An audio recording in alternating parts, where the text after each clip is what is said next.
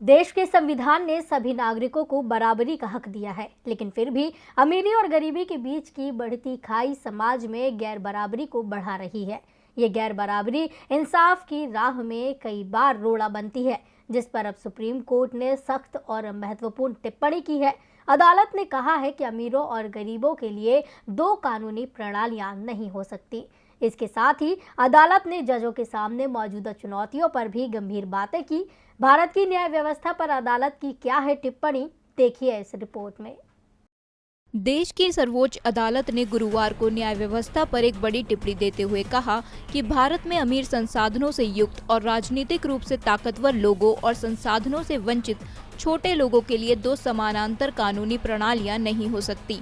न्यायालय ने यह भी कहा कि जिला न्यायपालिका से औपनिवेशिक सोच के साथ किए जा रहे व्यवहार को नागरिकों के विश्वास को बचाए रखने के लिए बदलना होगा और जब न्यायाधीश सही के लिए खड़े होते हैं तो उन्हें निशाना बनाया जाता है। आपको बता दें कि न्यायमूर्ति DY चंद्रचूड़ और न्यायमूर्ति MR शाह की पीठ ने कांग्रेस नेता देवेंद्र चौरसिया की हत्या के मामले में मध्य प्रदेश की बसपा विधायक के पति को दी गई जमानत बृहस्पतिवार को खारिज करते हुए ये अहम टिप्पणियां की।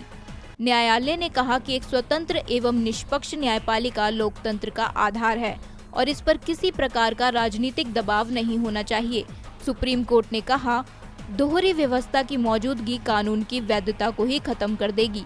कानून के शासन के लिए प्रतिबद्ध होने का कर्तव्य सरकारी तंत्र का भी है। पीठ ने कहा कि जिला न्यायपालिका नागरिकों के साथ संपर्क का पहला बिंदु है। अगर न्यायपालिका में नागरिकों का विश्वास कायम रखना है तो जिला न्यायपालिका पर ध्यान देना होगा। इसके साथ ही शीर्ष अदालत ने कहा कि निचली अदालतों के न्यायाधीश भयावह परिस्थितियों, बुनियादी ढांचे की कमी और अपर्याप्त सुरक्षा के बीच काम करते हैं। न्यायाधीशों को सही के लिए खड़े होने पर निशाना बनाए जाने के कई उदाहरण हैं। पीठ ने कहा कि दुख की बात है कि तबादले और पद स्थापना के लिए उच्च न्यायालयों के प्रशासन की अधीनता भी उन्हें कमजोर बनाती है।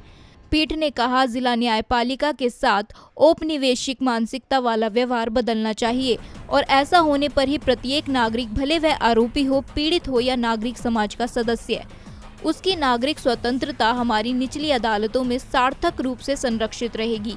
ये निचली अदालतें उन लोगों की रक्षा की पहली ढाल हैं जिनके साथ गलत हुआ है।